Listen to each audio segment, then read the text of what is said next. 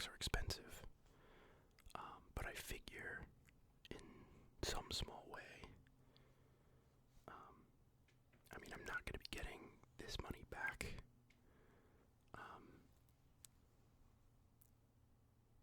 But if I spend $50 but can provide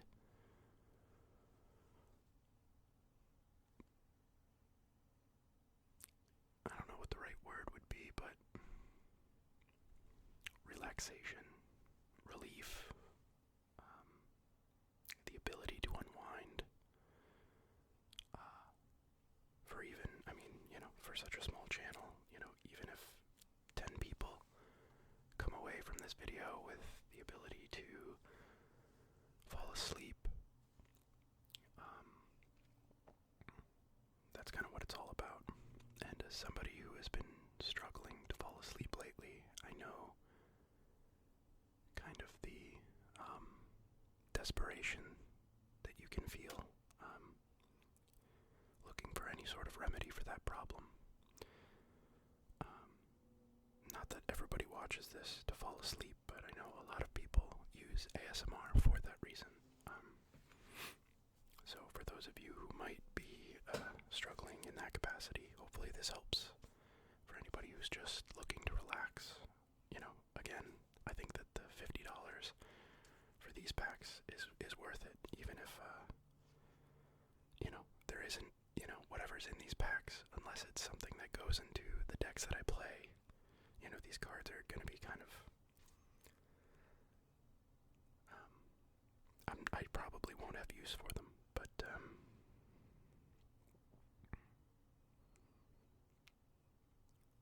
I guess, in short, these packs probably don't matter to me, but if me opening packs can help you at the end of the day, I then think that it is worth it. It's not something I can do on a regular basis. I can't do this every week, but when I can, I will. And also, there's only so much Magic the Gathering content that I can make, aside from me just playing the Living End deck or a Burn deck over and over again. So to kind of diversify the content, I will need to probably buy packs every now and then to have something to do. And I hope that that is enough. So I looked up kind of the most recent sets, and it looks like there was like Foundations, Bloomborough, some Duskmorn set that I don't even remember coming out. I remember Bloomborough because I was really excited about kind of the Red Wall aesthetic.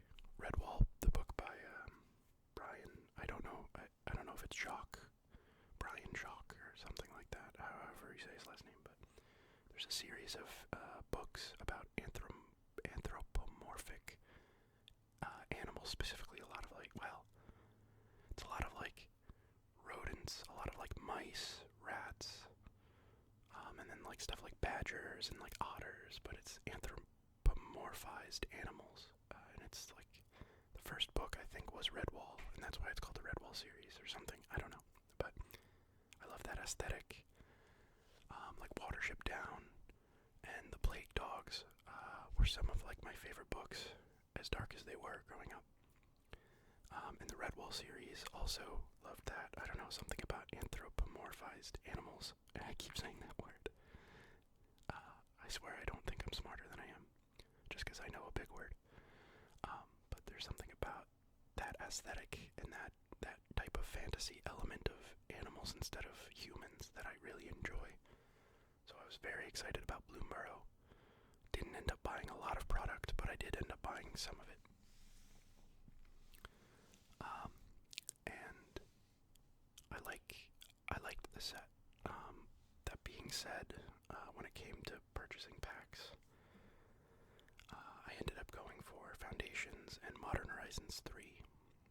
I figured if there was any cards that I could use in my Living End deck, Modern Horizons 3 might have them, whether they be lands, or something else. And then Foundations, I think, was just like the most recent set that I could find that might have something interesting in it. So that's what I went with.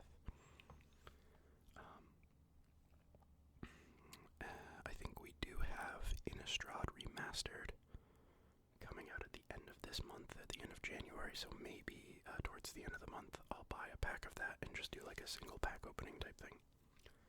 But for now, I went with these, and that was kind of my rationale or methodology as to which packs I would buy. Not that you really need to know that, but in case you were wondering. So yeah, these are the packs that I went with, and without further ado, let's get pulling.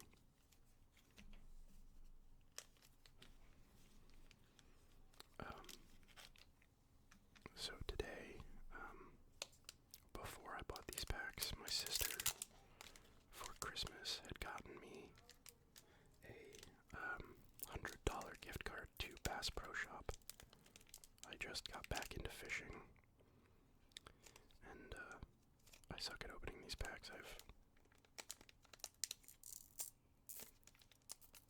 terrible like finger dexterity and strength.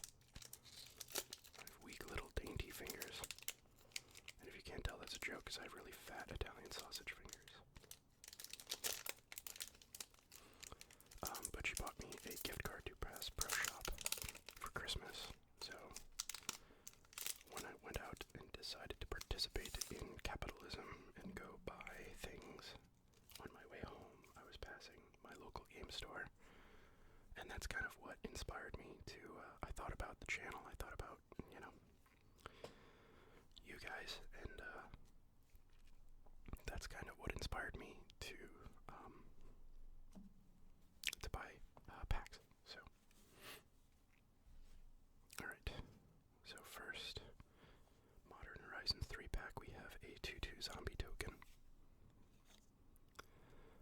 Next we have Expel the Unworthy. Expel the Unworthy is 1 and a white sorcery with kicker of 2 and a white. Choose target creature with mana value 3 or less. If this spell was kicked, instead choose target creature, exile the chosen creature, then its controller gains life equal to its mana value. Oh wow. I think this is a good spell.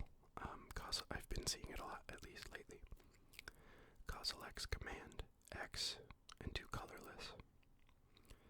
It's a Kindred instant Eldrazi. Choose 2.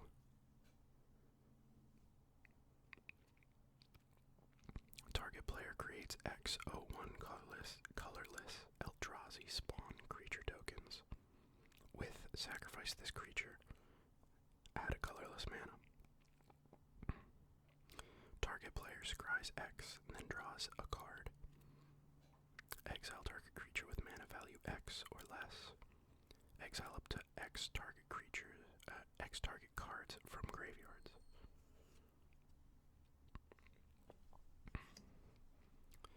Priest of Titania, 1 and a green. 1/1 elf druid, add green for each elf on the battlefield.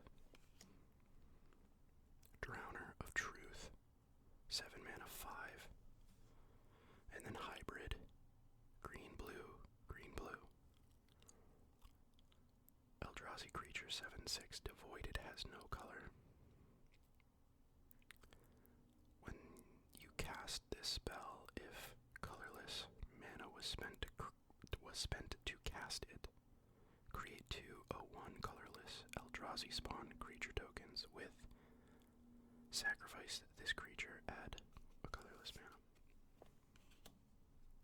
Etched Slith, 1 and a black, Phyrexian Slith, 1/1 artifact creature with menace.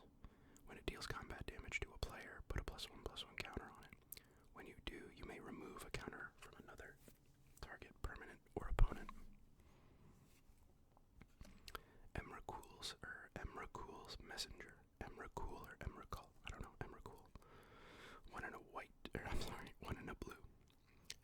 Eldrazi Fairy Rogue with Devoid and Flying. It's a 2/1. Whenever you draw your second card each turn, create an 0/1 colorless Eldrazi spawn creature token with sacrifice this creature. Add a colorless mana. Trickster's Elk.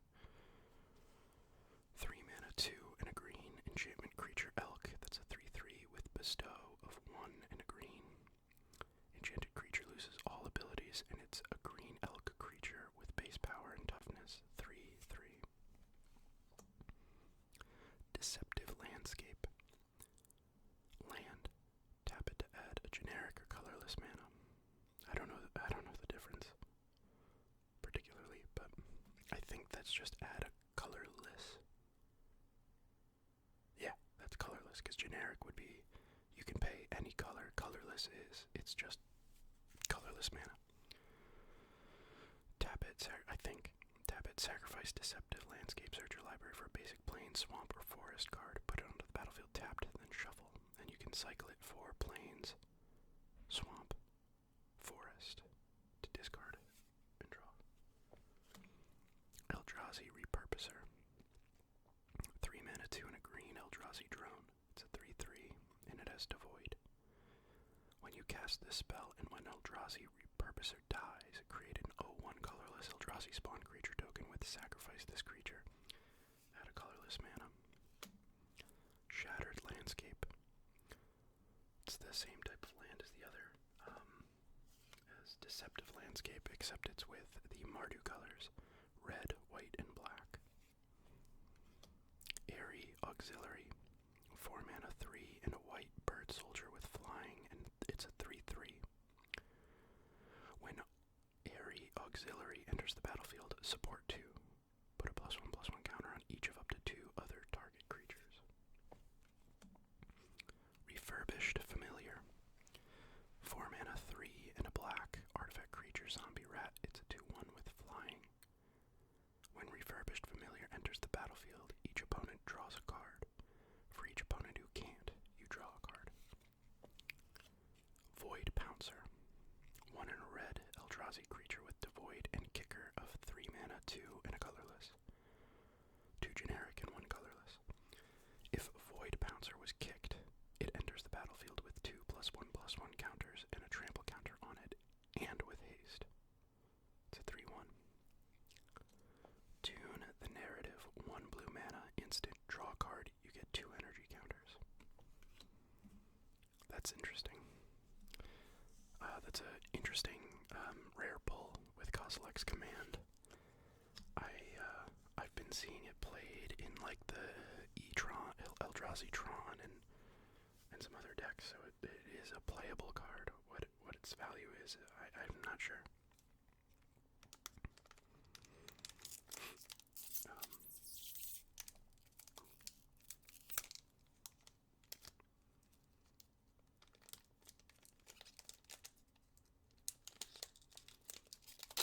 Maybe a few dollars, maybe not.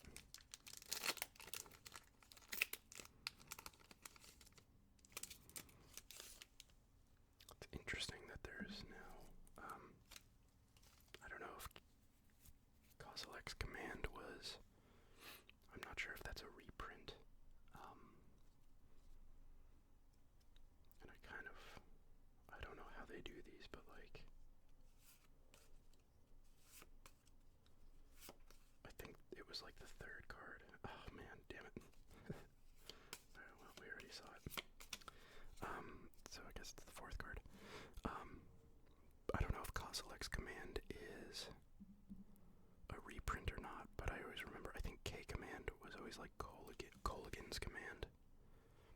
So I wonder if like, I don't know if people are going to be calling this K Command now, but I think that would be confusing. I wonder if it's always going to be Kozilek's Command, or maybe I'm mistaken, and K Command was always Kozilek's Command.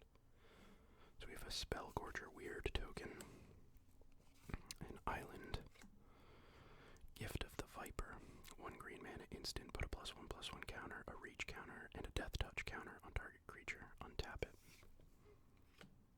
Emperor of Bones, 1 and a black, at the beginning of combat on your turn, exile up to 1 target creature card from a graveyard. 1 and a black, +1/+1 counters are put on Emperor of Bones. Put a creature card exiled with Emperor of Bones onto the battlefield under your control with finality counter on it. It gains haste. Sacrifice it at the beginning of the next end step. I've seen that played, but I don't think it's as widely played as, or at least, I don't think it's as widely played, or I don't think it's widely played enough to be worth much, but I could be wrong. Decree of Justice, XX, 2 and 2 white mana. Sorcery, create X 4/4 white angel creature tokens with flying. It is cycling for 3 mana, 2 and a white. When you cycle it, you may pay X. If you do, create X 1/1 white soldier creature tokens. Urza's Cave. Tap to add 1 colorless mana. For 3 mana, you can tap it, sacrifice it, search your library for a land card, put it onto the battlefield tapped, and then shuffle. Does that make its way into Tron? Maybe, I don't know, I don't play Tron, but... Bespoke Battle for 3 mana. Is that functionally the same as a map? Is this just a better or the same as Expedition map? And I wonder if this is good in, like, Cabal Coffers. I don't know. Bespoke Battle Wagon, 4 mana, 3 and a blue.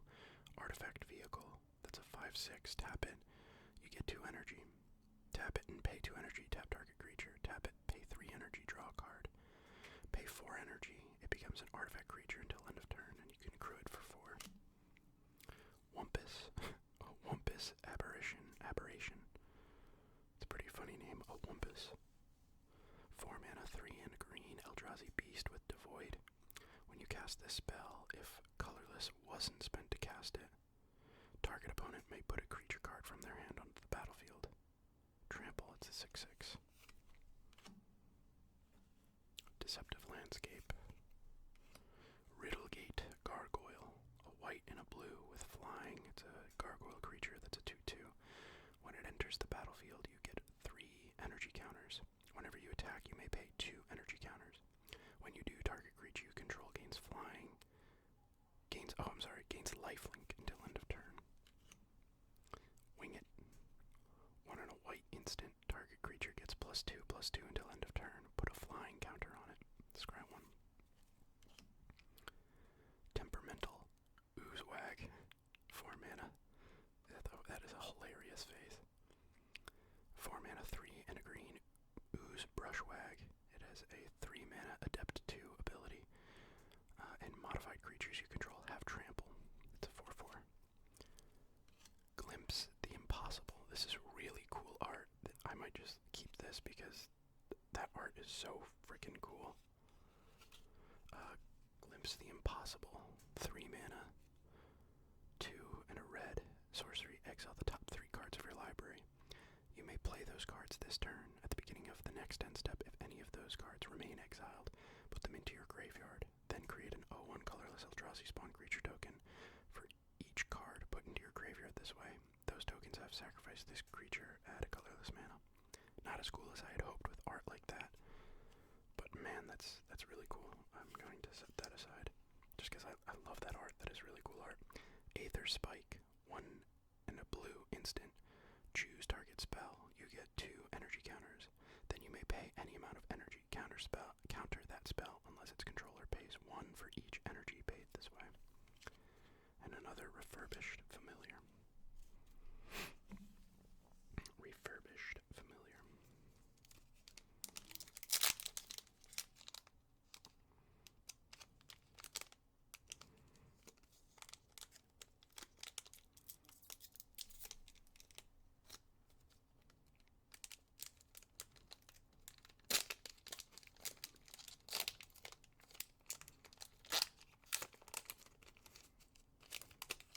This one has an art card.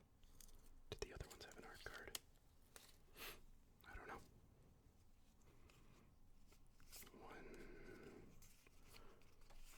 1. Ooh, wow. 2, 3, 4. Okay. Disciple of Freely's. 6 mana, 3 generic, and 3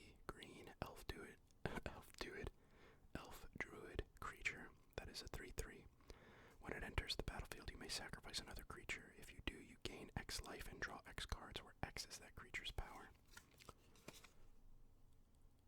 Oh wow, wait a minute, this is a shock.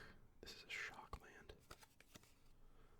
As it enters the battlefield, you may pay 3 life. If you do it, it enters the battlefield tapped. That might be worth something.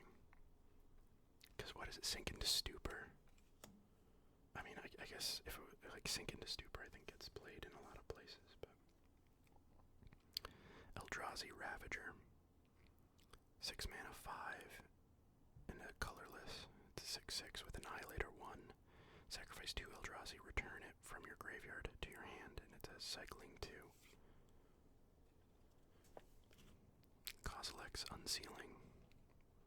2 and a blue enchantment with Devoid. Whenever you cast a creature spell with mana value 4, 5, or 6, create 2/01 colorless Eldrazi spawn creature tokens with sacrifice this creature, add a colorless mana. Whenever you cast a creature spell with mana value 7 or greater, draw 3 cards. Territory Color. Territory Color. 5 mana, 4 and a green. 7/5 Eldrazi with Devoid and Reach and Landfall. Whenever a land enters the battlefield under your control, look at the top card of your library. If it's a creature card, you may reveal it and put it into your hand. If you don't put the card into your hand, you may put it into your graveyard. Another Deceptive Landscape. Faithful Watchdog, a green and a white. It is a dog creature with 0 power, 0 toughness, with vigilance. Enters the battlefield with 3+1/+1 counters. Wow, so it's a 2 mana 3/3. Inspired Inventor. 3 mana, 2 and a white human artificer. That's a 2/2. When it enters the battlefield, choose 1. You get 3 energy. Put a +1/+1 counter on target creature, or create a 1/1 colorless servo artifact creature token.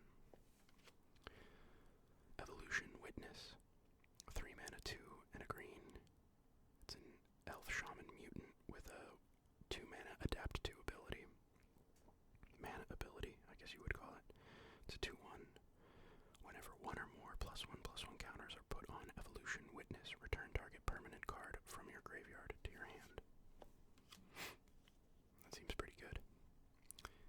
It's like it's 5 mana, basically, to get a card back instead of 4 with, like, what is it, Eternal Witness or whatever. Wait, is Eternal Witness 4, or is it timeless? I don't know. Inventor's Axe, 1 red mana, artifact equipment with flash. When it enters the battlefield, you get 2 energy. When it enters the battlefield, attach it to target creature you control. Equipped creature gets +2/+0. Equip it, pay 2 energy. Deem Inferior, 4 mana, 3 and a blue sorcery. This spell costs 1 less to cast for each card you've drawn this turn. The owner of target non-land permanent puts it into their library second from the top or on the bottom. Accursed Marauder. 1 and a black zombie warrior. When it enters the battlefield, each player sacrifices a non-token creature. The 2/1.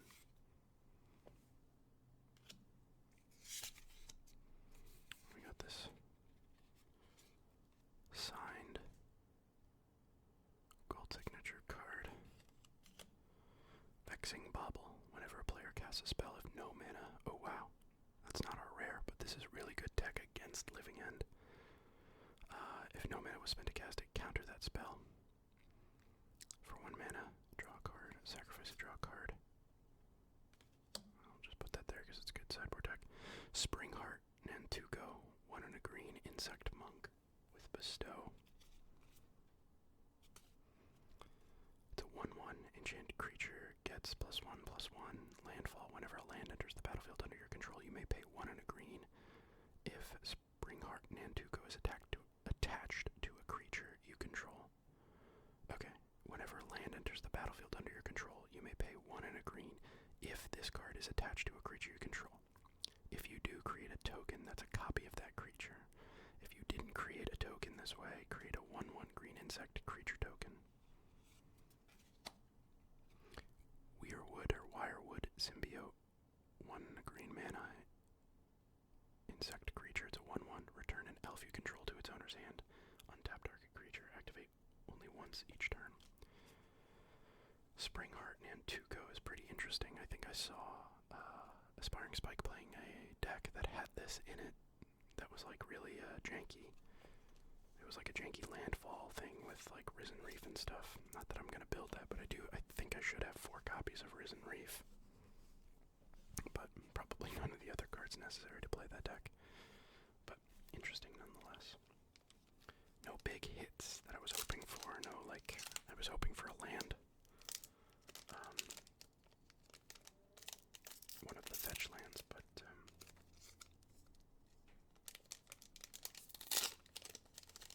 not a huge deal. I mean, the only one I really need is Bloodstained Mire.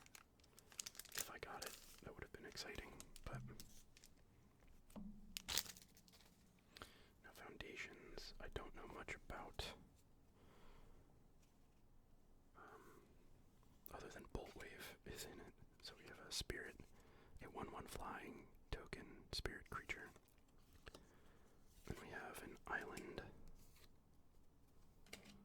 Uncharted Voyage, 4 mana, 3, and a blue instant. Target creature's owner puts it on their choice of the top or bottom of their library. Surveil 1. Interesting. Oh wow, a mythic. Twin Flame Tyrant, 5 mana, 3 and 2 red. It's a dragon creature with flying. Actually, this potentially could go in my Thembershot deck, which is one of the remaining commander decks that I have. If a source you control would deal damage to an opponent or permanent an opponent controls, it deals double that damage instead. That's insane. This is insane. This is perfect for that deck. It's a 3/5. If a source you control, because that synergizes so well with Thembershot. That's actually an insanely good pull for that deck. So I'm definitely putting that in. It's a 3/5 dragon. It's a 5 mana 3/5 with flying. If a source you control would deal damage to an opponent or a permanent an opponent controls, it deals double that damage instead. That's like exactly what the deck tries to do. I didn't know that this card was printed, but that is insane for that deck. That is insane. Because that deck, I've probably showed it on the channel, but that deck, that Thembershot deck is all about dealing damage to the opponent and there's a bunch of damage doublers and stuff like that in the deck. So this slots right into that so well. That's awesome. Totally worth it now. I didn't think anything I got today would be. Not that I play a lot of Commander, but at least it's something that is usable. Fishing pole, 1 colorless mana, artifact equipment. Hey, that's actually hilarious. I got a fishing pole, and I actually bought a fishing pole today. I bought a fishing rod at Bass Pro Shop. 1 colorless mana, artifact equipment. Equipped creature has 1 mana, tap it, tap fishing pole. Put a bait counter on fishing pole. Whenever a equipped creature becomes untapped, remove a bait counter from this equipment. If you do, create a 1/1 blue fish creature token. Equip it for 2 mana, 2 colorless. Or 2 generic, I'm sorry. Blanchwood Armor. 3 mana, 2, and a green. Enchant creature. Enchanted creature gets +1/+1 for each forest you control. Felling Blow. 3 mana, 2, and a green sorcery. Put a +1/+1 counter on target creature you control. Then that creature deals damage equal to its power to target creature an opponent controls. Fiery Annihilation. 3 mana, 2, and a red instant. Fiery Annihilation deals 5 damage to target creature. Exile up to 1 target equipment attached to that creature. If that creature would die this turn, exile it instead. Luminous Rebuke. 5 mana, 4, and a white instant. This spell costs 3 less to cast if it targets a tapped creature. Destroy target creature. Gutless Plunderer. 3 mana, 2, and a black. Skeleton Pirate. 2/2 with Death Touch and Raid. When this creature enters, if you attacked this turn, look at the top 3 cards of your library. You may put one of those cards back on top of your library. Put the rest into your graveyard. Thrill of Possibility. 2 mana, 1 and a red instant. As an additional cost to cast the spell, discard a card. Draw 2 cards. Spitfire Lagak. Spitfire Lajak. Spitfire Lajak. Spitfire. I have no idea how to say that second word.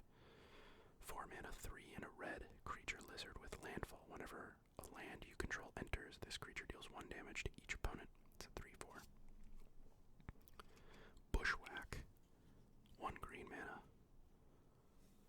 Sorcery, choose 1. Search your library for a basic land card, reveal it, put it into your hand, then shuffle. Target creature you control fights target creature you don't control. Refute. 3 mana, 1 and 2 blue. I wonder if it counters a spell, and it's an instant that, guess what? Counters a spell, draw a card, then discard a card. It's kind of cool though. Counterspell, and then counterspell, then draw and discard is kind of cool, I guess. Apothecary Stomper. 6 mana, 4 and 2 green, elephant creature that's a 4/4 with vigilance. When this creature enters, choose 1, put a +1/+1 counter on target creature you control. You gain 4 life. Twin Flame Tyrant is pretty sick. If I ever play Commander with my friends, that Thimbershot is one of the few decks that I actually really enjoy playing, so to get a card that actually goes into that is pretty cool. But I only have one friend that I really would play Commander with, but at least I potentially could play in the future. But next we have a rabbit token creature. It's a 1/1 that's actually really kind of cute art. I like that, so I'm going to put that aside. And then we have a swamp. And then let's try to make this. Alright.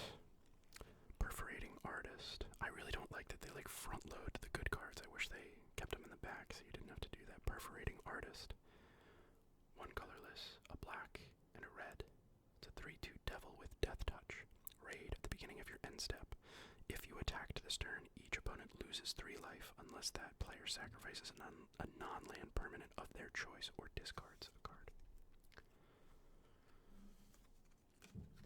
Heraldic Banner. 3 colorless mana artifact. As it enters, choose a color. Creatures you control of the chosen color get +1/+0. Add 1 mana of any of the chosen color. Skyship Buccaneer. 5 mana, 3 and 2 blue. Human pirate with flying. It's a 4/3 and raid. When this creature enters, if you attacked this turn, draw a card. Nessian Hornbeetle. 1 and a green. 2/2 insect. At the beginning of combat on your turn, if you control a creature with power 4 or greater, put a +1/+1 counter on this creature. Make your move. 3 mana, 2 and a white instant. Destroy target artifact, enchantment, or creature with power 4 or greater. Burst Lightning. 1 red mana instant with kicker 4. Burst Lightning deals 2 damage to any target. If the spell was kicked, it deals 4 damage instead. It's pretty interesting for if there's a burn deck in standard, that might actually find a place there. Soul Shackled Zombie. If it's even good enough, 5 mana for 4 damage is pretty bad, but maybe in standard it could be viable. Soul Shackled Zombie. 4 mana, 3 and a black zombie creature, 4/2.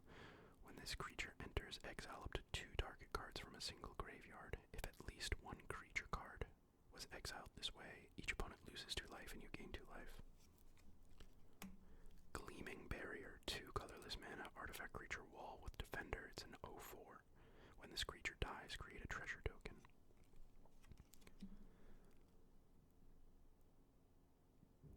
How do I even say that? Dwynen's Elite. Dwynen's Elite. 1 and a green elf warrior creature. That is a 2/2. When this creature enters, if you control another elf, create a 1/1 green elf creature token. Run away together. 1 and a blue. I love this art. 1 and a blue. Instant. Choose 2 target creatures controlled by different players. Return those creatures to their owner's hands.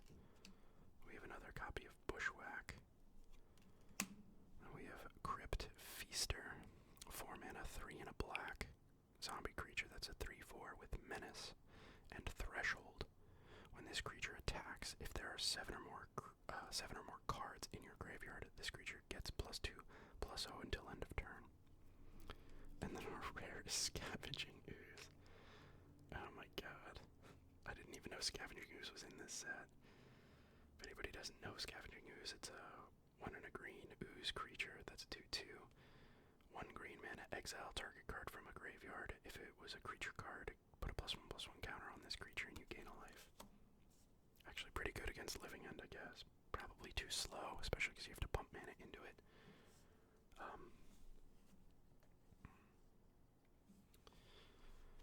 So yeah, I'd say the biggest win we got here is probably Twin Flame Tyrant.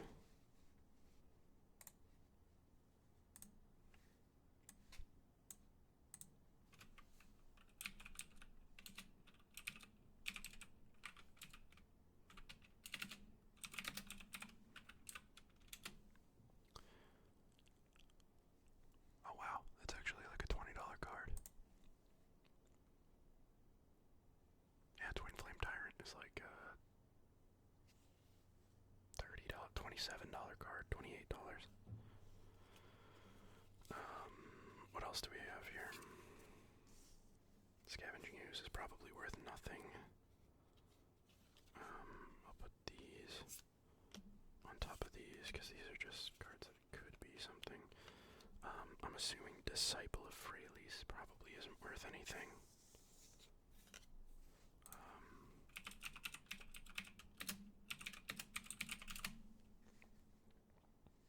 Emperor of Bones is like $1.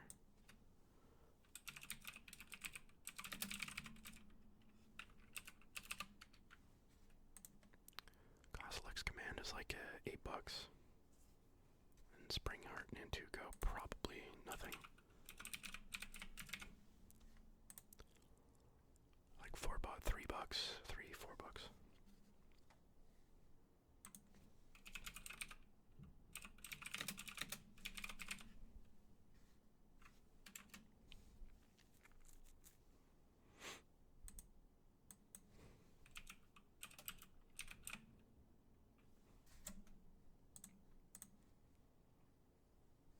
Disciple, oh yeah, foil is like $3. It's like $1.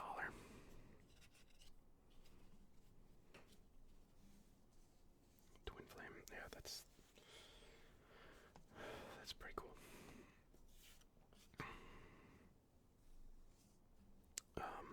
So yeah. That'll about do it. Twin Flame Tyrant is huge.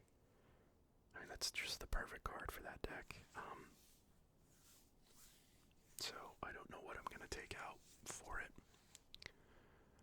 So I took out Faithless Looting, and I probably already replaced that. I replaced Faithless Looting with Salvaging, and then I put Looting back because I got the other Lootings. So now I gotta figure out something else to take out to put that in. It has flying, so Thundershot won't damage it. That's good.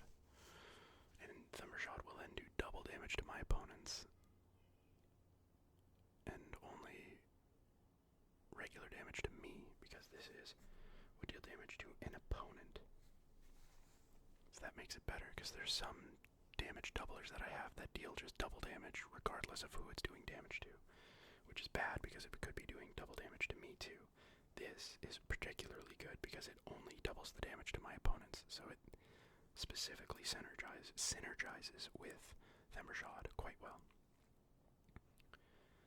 So yeah, I would say our biggest winner here is Twin Flame Tyrant, and that art is just really freaking cool.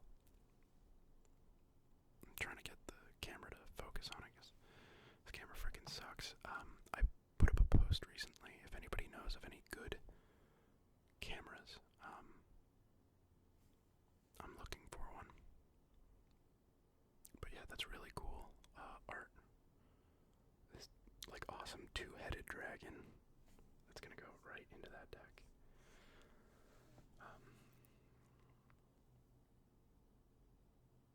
I would like to fix that. I would like to. I gotta take a look at that deck. And again, I only have like one friend. I have one friend that lives far away, and anytime he comes back, we can play Commander. And then I have one friend who lives nearby, but we just like never play Commander. He like doesn't play Magic all that friends that play Magic anymore. I used to have like 3 or 4. One moved away, and 2 stopped. Well, one pretty much he plays like Arena, and that's it. And I think he like barely does even that anymore. The other one, and basically stopped playing Magic. But if we all got together, he probably would. So I don't have too many Commander friends, and I really don't like going to my local game store for Commander. I don't know. As much as it's fun to play, I find that Commander tends to have people that get more upset.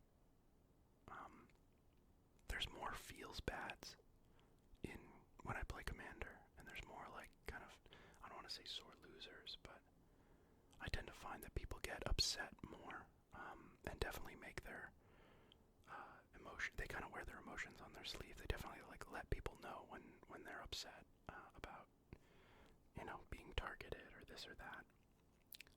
That tends to happen more in Commander, and when I sit down, it's kind of funny because, like, I mean, maybe statistically speaking, because you're playing 4 people, it's more likely to happen. Because when I play Modern, I usually, all of my opponents are usually like really, really kind, very forgiving when you make mistakes. Generally kind of like talkative, and they're, there are people there who are there to win for sure. I think everybody's there to win, but kind of like a good game of Magic, kind of, it feels like a lot of those players are just looking for a good game of Magic. Regardless of when they're playing to win, but like at the end of the day, they'd just be happy playing Magic. Which is kind of the opposite of what you'd expect, right? Like you'd think that casual Commander players who might not be looking to win, and maybe they're not, maybe they just like get upset when they get targeted and stuff, and they're not thinking about winning, they're just kind of upset about how things are unfolding. But I don't know. Again, maybe it's just because it's multiplayer, so it's like 4 players. One of those players is bound to have a bad attitude, whereas in 1v1, it's just your opponent might be a bad apple or might not be, and maybe I just get lucky. But I don't know, the vibe at my local game store is like the players there for Modern they want to win, but they also want to jam games, and if they can have a pleasant time doing so, I think they're more geared towards having a pleasant time playing Magic. I don't know, maybe that's probably just my own local game store situation. I don't know that that's the situation everywhere, but like I go to play Modern, and I like doing it because I like the people there. They're good, good players with good attitudes. When I go there for Commander, it just feels the opposite. Well, I don't want to say they're bad players, but it just feels like players who have a worse attitude towards playing Magic, and create an environment that it feels kind of, I don't know, undesirable. So that's kind of why I stopped going to the local game store for that, because I was sick of going there and leaving with kind of a feeling, I don't want to say upset, but like, that feeling you go there and you're excited to play the cards that you bought, and then you get there and, somebody's complaining about getting targeted by this, or somebody's complaining about, not, threat assessment and this and that. Or, somebody gets upset when, like, you talk about the rules, or, different rulings and stuff like that. I don't know. More often than not, I felt like I would leave and kind of have a disgruntled or a negative feeling towards what had happened, or not what had happened, but towards overall general like play. Whereas when I leave for Modern, other than when I totally messed up the other week, generally when I play Modern, I get to know my opponent and like have good conversations about the game. When people make mistakes, when I make mistakes and when other people mistakes, I'm usually more than willing to let people track things back and do things the right way and stuff like that. So I don't know. At this point, I'm just kind of rambling and being a little bit of a Debbie Downer and preachy, and so it's probably a good time to just wrap things up. But Twin Flame Tyrant is definitely the winner Definitely real, like, I had no idea this card existed. I hadn't, but, that's, like, I'm stoked. That's actually really cool. I hope that I play Commander with my friends soon and can show them this card in my Thundershot deck, because that is perfect for it. The channel, I also kind of wanted to talk at the end of this video about the channel. So as I mentioned at the beginning, I definitely have noticed the feedback, and it looks like a lot of you really do engage with the Magic the Gathering content, which I love. The fact that you would interact with the channel at all is awesome. I was kind of off. I've been not super excited about Magic the Gathering recently, for the past couple months. Not recently, but for the past couple months, I have been kind of not excited about Magic the Gathering because of the announcements about the Universes Beyond stuff, and, all that stuff that's been going on. As far as, like, sets that are coming out. Again, I think I mentioned it in a previous video, but I am kind of hypocritical there too, because the Final Fantasy set, I guess the big thing is, like, there's a lot of I think in my previous video I said that overall the Universes Beyond stuff is great for the game, but I'm not interested in it. And I did mention Final Fantasy. I am interested in that, obviously. I don't know. I still feel kind of the same way. I think it's great for the game, but a lot of, like, the Marvel stuff, I don't know. I don't know how to feel about it, but I liked Magic's universe, and I think I'd like to see more of it. So to see that, like, half of what we see for Magic from now on is going to be not Magic related, it'll be other IP, is just kind of disheartening. I'll leave it at that.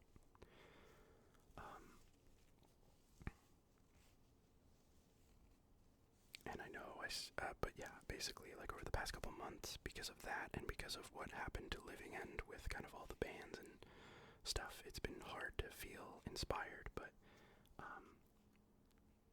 with the unbans that they made, I erroneously made a deck that didn't even work using Faithless Looting, but seeing those unbans, and when I read the article that they released about the unbans, it really, like, there were a few sentences, very specific sentences, that mentioned the kind of the format being fun, and if the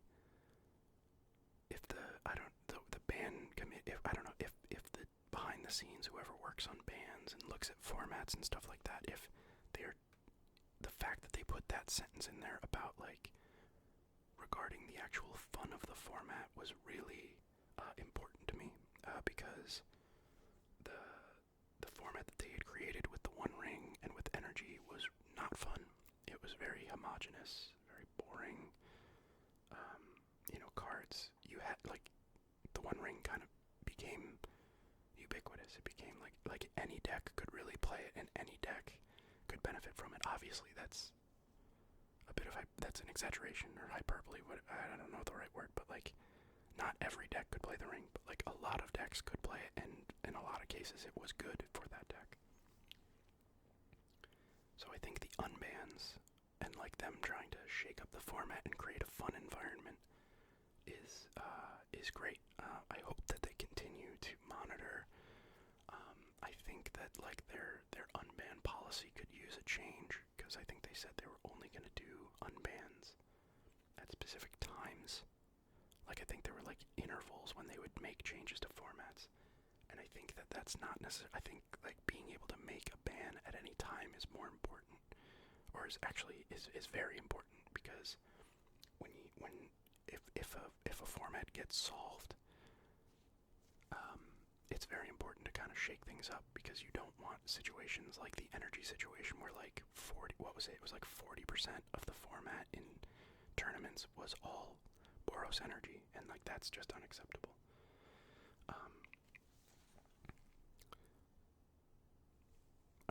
But yeah, I don't know. I long story short, I feel a bit inspired by Magic now. I like the direction that at least the ban committee, or whatever you want to call it, is taking. I think that they've said that they're monitoring other cards to unban and stuff like that, so the future of Modern looks interesting, to say the least. Well, no, not it, period. The future of Modern looks interesting, period. I'm excited about playing, even if my deck is suboptimal and whatever. I have ideas and I want to explore them. So I am a bit reinvigorated as far as my interest in Magic as of recently with those unbans and everything. Whereas previously I had said I was kind of disenchanted with Magic the Gathering. You know, a month later after, or 2 months later after I had said that, now the unbans happen and I want to play Modern again. And I want to experiment with different ideas, at least regarding the decks that I play. And then, yeah. You know, Commander content. I really don't have much, but, you know, maybe I'll go through my Thembershot deck again and maybe make some changes or something and I can make a video about that, but,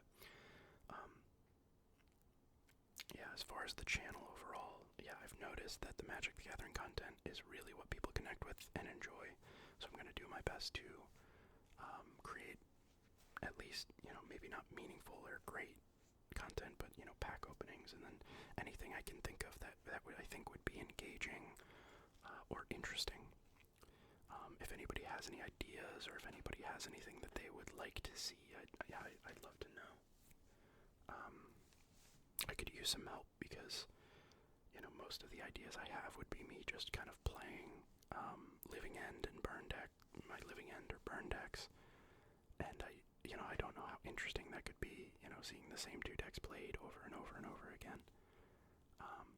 But I was thinking of getting my Card Hoarders loan account back up so that I could play on MTG Online. So I can do that. I can do videos like that, or if there's anything else that you can think of, you know, Magic the Gathering related, that I could do, feel free to comment. Let me know what you'd like to see, any ideas that you might have, because other than pack openings and playing the 2 decks that I play in Modern, I don't really have any ideas. Like deck techs, Commander deck techs, Modern deck techs, I guess, like reviewing submitted lists and stuff like that. I can do stuff like that. But yeah. But I just kind of wanted to say that I've seen the feedback. I see what you guys respond to. And now that I kind of do have a bit of a revitalized, revitalized passion for Magic. You know, I don't want to say that this is going to become one of my main hobbies again, but it's certainly, I'm definitely going to be playing every Tuesday, or, you know, Tuesdays permitting, assuming I don't have hockey or another commitment. I do want to start playing on Tuesdays for Modern and trying out my ideas and decks and stuff like that, so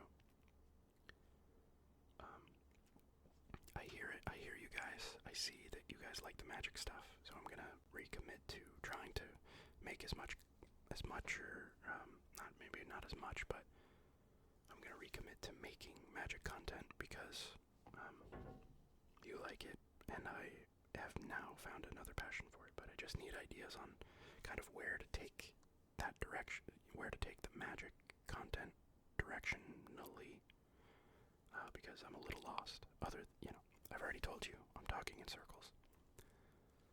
But, yeah. Thank you guys so much for watching. Like, the channel is growing, which is insane.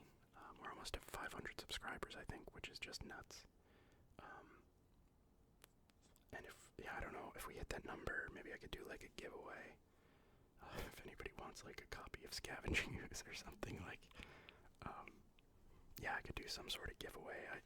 I don't know how, like, if I would get people's addresses, I don't know if people would be comfortable with that, but, like, yeah, like, I could do some sort of giveaway, and maybe, like, giveaway cards, if people want or need cards, or, like, maybe I could, like, create my own packs out of, bulk cards that I have, and send them out, so if we hit 500 subscribers, I'd like to do something like that, because that's a big milestone for me. Starting, what was that, like in 2019, so it's been almost like 5 years. Um, so 5 years later to hit 500 subscribers is pretty cool for me.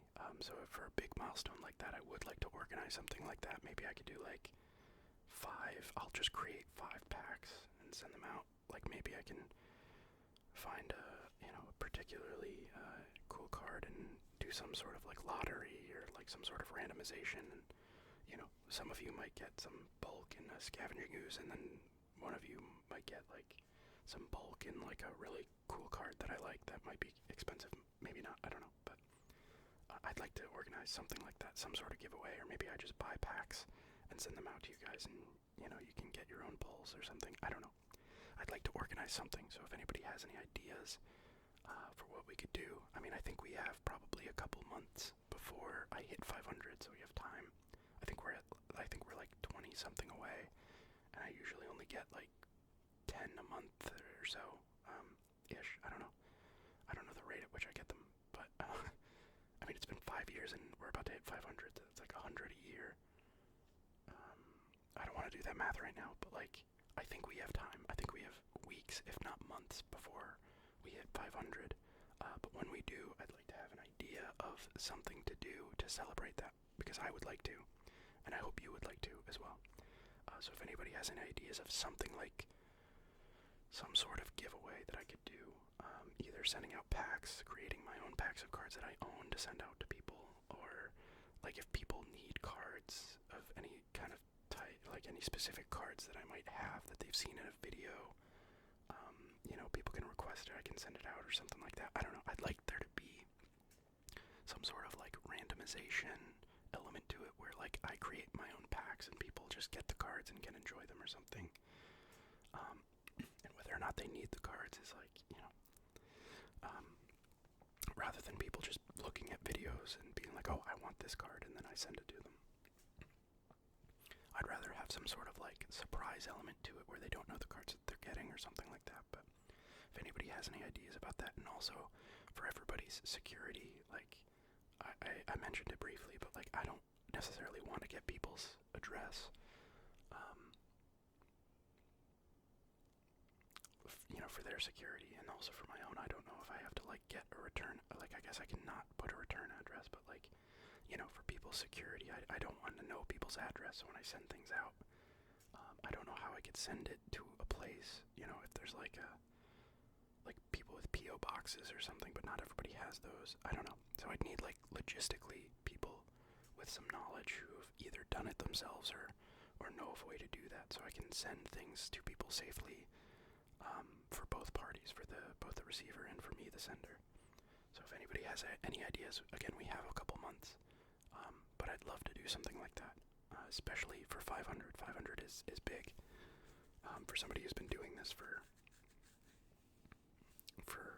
as long as I have, for the time that I have been doing it, to hit this number is pretty big for me. So I'd like to celebrate it in some way that I can, and I think some sort of giveaway or some way to give back, because you guys obviously have been watching the videos and commenting and subscribing. I'd like to do something to send something back, and I've been talking about doing something like that for a long time, and 500 is the number where I really want to commit to doing that. So anybody who has knowledge of some sort of giveaway and like any sort of thing that I can engage with you guys and get cards or something out to you in return for everything that you've done for me, that'd be awesome. So please, in the comments or something, just send me feedback. Let me know any ideas you have about creating Magic content other than what I've stated. Let me know what you want to see. Let me know any ideas you might have, and then also about the celebration for 500 subscribers. Any sort of logistics or any sort of ideas as far as giveaways. I'll brainstorm myself. Obviously, I don't want anybody out there doing work for me. But if you have knowledge of that kind of stuff, if you've done it for your own channel, for another channel, or have seen what another channel has done, I'll try to do my own homework as well. But it's all about people helping people. But thank you, everybody. everybody for watching this video. I really do appreciate it. Thank you for following the channel. And I hope that you've been able to relax and enjoy. And as always, thank you for watching. We'll catch you in the next one, guys.